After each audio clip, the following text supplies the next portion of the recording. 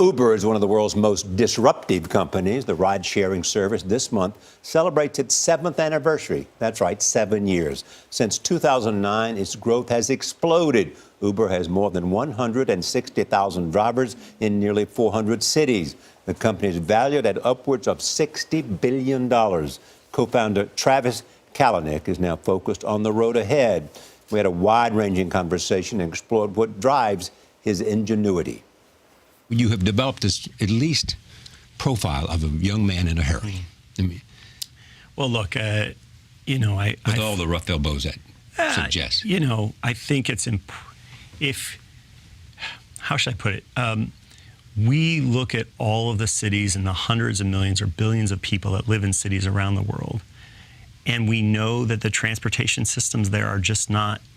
They're not serving everybody's needs. I mean, even here in New York with a great mass transit system, there's still 2.5 million cars going over those bridges every day.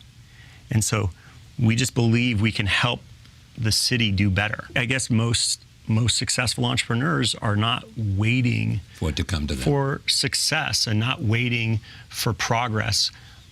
We are generally a little bit forward-leaning when it comes to trying to make progress happen. Well, you become, I think, in love with the idea that you have been part of, and you can't wait to push the edges of what that is. Well, I think what it is like, for me, it's about problem solving and loving to solve problems.